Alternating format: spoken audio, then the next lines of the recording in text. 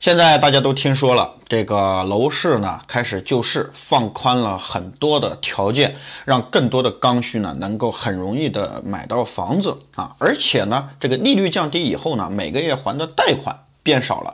但是我们说买房子从来呢就是一门艺术啊，不是说花钱买了房子住起来就完事了，因为呢要综合考虑很多因素，你买的房子的位置、户型能够决定你未来在这个房子里面住的舒不舒服，以及你想出手的时候是否能够快速变现。那么今天呢，要跟大家来讲一讲这个最底层的房产知识了。未来10年呢，有3类房子啊是有很多弊端的，我们尽量不要碰。还有3类房子呢是比较吃香的，不管呢我们是居住还是呢未来进行改善，都可以呢进行快速的变现。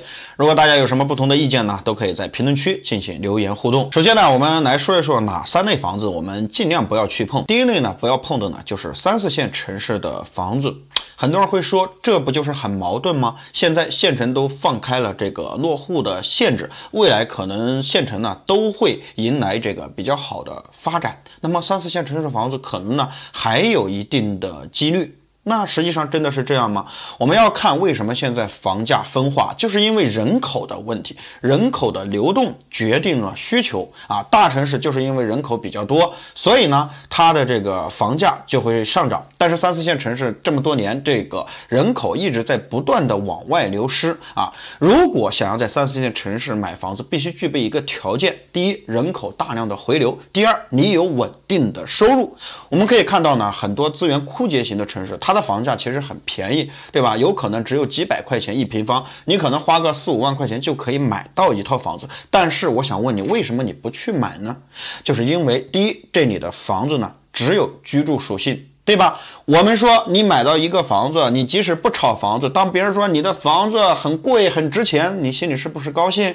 这就意味着未来你想改善的时候，你的房子大受欢迎，能够很快的变现，而且变现的价值还很高。那么第二点，你去了这个地方，你的工作、你的收入是否能够完全匹配？人活着是干什么的？人活着就是为了追求更好的生活品质的，生活品质的离不开经济基础，对吧？如果你到了这个地方你觉得不好或者收入不好，那你干嘛要在这儿发展呢？这也就是小城市所遇到的最大的问题。所以呢，3、4线城市的房子，如果你想碰的话，你就看这个城市的产业分布、收入以及未来的潜力。如果都没有的话，那劝你呢尽量不要去碰这样的房子。当然有一种可能，就是你厌倦了大城市的这个尔虞我诈，或者说压力也好，你有一定的经济实力，你就想到小城市去养老，那么这样的3、4线城市再适合不过了。第二类我们尽量不要碰的房子呢，就是一个城市非核心地段的老房子。以前为什么很多人愿意去买老房子啊？实际上呢有几个心理。第一个心理呢，就是说它会拆迁，对吧？过去这个城市化的一直在进行啊，所以很多人会觉得，如果我买了老房子，将来我有一定的几率拆迁，那么我有可能一夜之间就富起来了，所以呢会去买老房子。第二个方面呢，就是为了孩子上学，因为呢有很多学校呢都处于这个老房子的包围之中，那么现在不行了啊！第一，不拆迁了，不再大拆大建了。第二点呢，已经这个多校划片了，所以呢，你在学校周边买房子和离学校很远买房子效果是一模一样的。而且呢，我们还要注意一点啊，现在的老房子基本上都是上个世纪90年代或者说是呢2000年左右建成的，当时的房屋质量、结构、楼间距、采光、小区整体的规模、安全系数等等，和现在开发商所建的房子完全不一样的啊，因为理念发生了变化。以前呢，人们只讲究有一个住的地方就可以了，满足最基本的这个需求就可以了。但是现在人们买房子是住的品质，是享受的舒适度。所以你可以想象一下，非核心地段的老房子你买了以后结果会怎样？老房子买核心地段的呢，就是因为它有周边配套的加持，是吧？为什么说买房子就是买地段，就是这么一个道理。第三类我们尽量不要碰的房子呢，就是城市边缘的房子，或者说呢就是城市郊区的房子。为什么不能碰啊？这其实呢不能一概而论，但是呢我们大概的几率不能去碰。比如说我们在1、2线城市去买郊区的房子，那你就要看这个城市整体的发展动向以及规划。为什么呢？因为大城市核心地段的房产有的时候真的买不起，1平方10几万呢，可能呢一个普通家庭1年才挣10万块钱，那真的没必要为了一个房子呢累得死去活来，到最后呢还买不了。但如果郊区的房子很便宜，或者说呢对你上下班影响很少，而且呢你又想在这个城市发展，那建议你呢是可以去买这样的房子，因为你对这个城市的发展动向比较了解。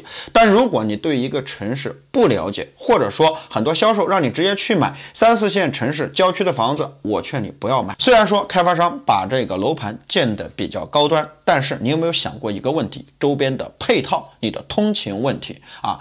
为什么在2017年、18年房价上涨的时候，很多人说1、2线城市限购了，我到3、4线城市去买房子啊？而且呢，我要买最新的，最新的在哪里？最新的就在郊区。很多人说没关系，买了这里的房子，未来这个潜力比较巨大。2017年到现在已经过去了5年啊，现在呢，很多3、4线城市郊区的这个房子都已经交房了，你可以看一看现在这些房子到底入住率是多少，周边的配套怎么样？我相信很多人是有苦说不出的，因为呢3、4线城市啊没有人口的支撑，产业分布不均匀，或者说呢产业都非常少，没有人口支撑的城市，这个中心城区的人口都很少，你可以想象一下郊区哪里来的人呢？那这个房子呢就成为你的负资产，或者说呢你全款买的，但是现在呢又脱不了手，仍然是一个烫手山芋。那我们再来说一说呢未来比较受欢迎的3类房子啊。第一类房子呢就是地铁周边的房子。地铁周边的房子有个什么属性呢？就是交通比较便利，尤其是在大城市。年轻人呢现在工作比较疲劳，有的时候呢喜欢睡懒觉，如果呢你在地铁周边买房子呢，那么可以节省你的时间，而且呢通勤特别快，最主要的是有了交通，一切都变得好了起来。记不记得之前这个重庆有一个地方有一个地铁口啊，我忘了是谁拍的，就是当时呢周边很荒凉，一片黄土地，或者说一片沼泽地，只有呢一个地铁口在那里。很多人说这个地铁呢修的没有必要，或者说选的位置很失败。短短的3年过去以后，周边呢交通起来了，而且呢高楼林立。这就是什么？这就是因为有了交通才有了人。所以说呢在地铁站周边买房子，不管你是自住还是出租啊，基本上都是很受欢迎的，这也是未来的一个主流。那么第2类比较受欢迎的房子呢，就是比较稀缺的多层的带电梯的房子啊，可以说呢就是这个花园洋房啊。现在为什么人们热衷于买高层啊？除了一部分年轻人不懂以外，觉得高层视野好以外，剩下的大部分的购房群体啊是一个无赖之举。为什么？因为高层相对来说比较便宜。我们说多层的很贵是吧？多层花园洋房的更贵，那别墅呢不用说了，总价都很高，没有办法退而求其次才去买电梯高层。未来啊这种低密度的这个多层带电梯的房子会特别受欢迎。为什么呢？首先它的公摊很小，第二呢低密度就代表着绿化好，谁不想早上一起来鸟语花香？尤其是现在这个人口2极分化啊，少子化出现以后，还有呢老龄化比较严重啊。老龄化呢就是老人比较多，老人想的是怎么样养老，那么舒适的小区、低密度小区最受它的欢迎。所以呢未来像这种房子就会受到呢这个老年人和年轻人的追捧。别忘了多层的这个顶楼如果带电梯可以做成2层，如果带阁楼的话更会受到年轻人的追捧。那么第3类比较受欢迎的房子呢，就是说在这个公园附近的房子啊，我们还是呢就是说为父母着想。之前呢我们说未来可能会形成一种什么模式呢？就是说这个有可能有这个老年社区这样的小区，但是呢显然现在这个条件呢还不成熟。其实呢很多老年人退休了以后是无事可干的，那么这个时候想要去提升这个居住的品质啊，周边的环境就显得很重要。你想一想，如果呢周边又有公园，然后呢交通又好，而且呢生活还便利，那这样的小区肯定会受老年人的欢迎。所以呢未来这种房子呢可能越来越难找，又或者说呢开发商会改变策略，也就是说呢这个开发商建的房子呢也和我们人口这个一样啊，从这个数量变成质量的提升。好了，今天的视频呢就讲到这里了，我们下期视频再见，拜拜。